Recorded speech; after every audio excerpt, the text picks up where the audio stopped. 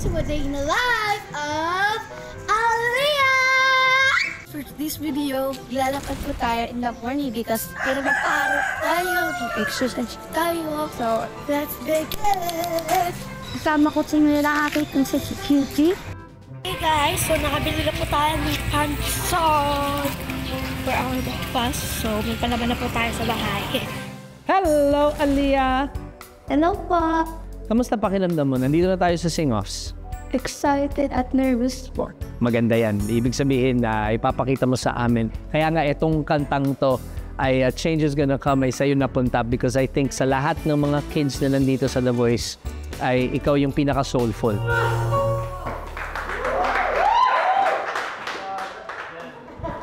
Muwi ka na. Wala na akong kailangan sabihin sa'yo. Galing mo. Okay na. Bye-bye na. Alam mo, Aliyah, I'm so proud of you. Kailangan natin dito sa mundong to na soft, positive encouragement. Ang lungkot-lungkot ng mundo ngayon, pero you give us hope. And I think you deserve to be here sa The Voice Kids. Nung narinig ko po yung sinabi ni Coach Billy, I was so happy that he compliments me and everyone because that's the important thing I want to know. Tapos na ang laban. Okay na.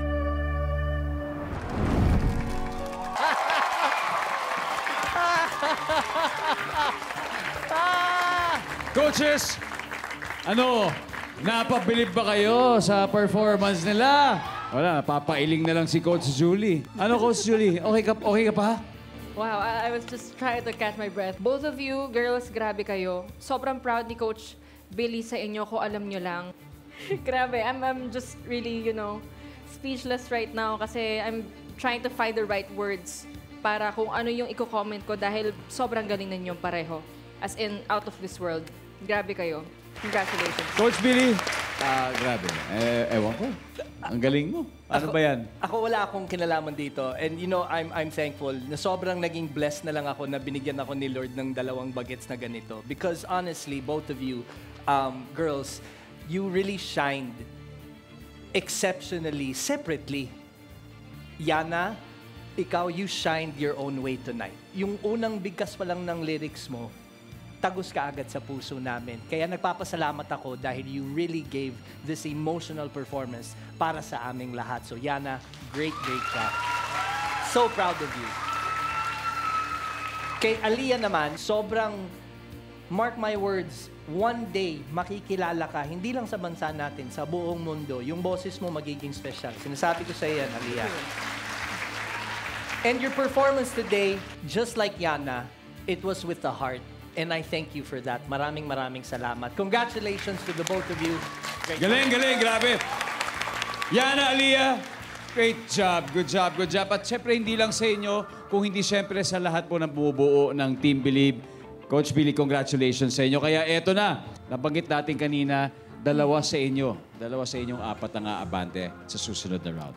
And while Coach Billy is thinking about that, Coach Zach, maghanda ka na dahil ang mga talents mo na ang susunod na magpo-perform dito lang sa The Voice Kids.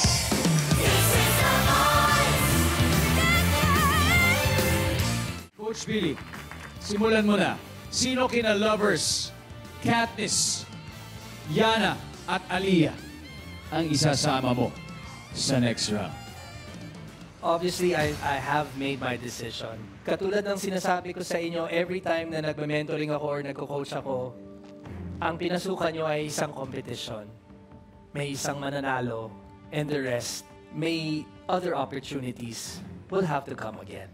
So, ang unang pangalan na makakapasok sa semis ay walang iba kundi si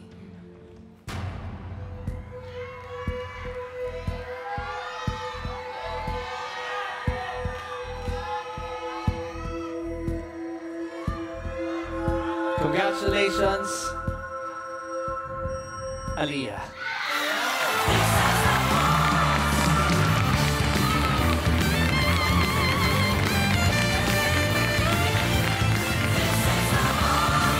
Aliyah, congratulations sa'yo. Ngayon sa inyong tatlong natitira, again, thank you. Good luck. And itong susunod na sasabihin kong pangalan ay handa ka ng magpakitang gilas ulit para sa susunod na round. Congratulations sa'yo. Deserve it. You worked hard for this. Congratulations.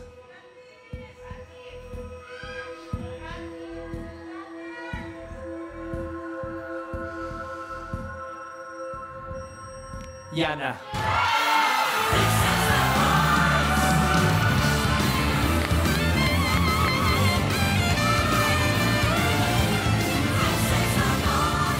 Sobrang proud ako sa inyo.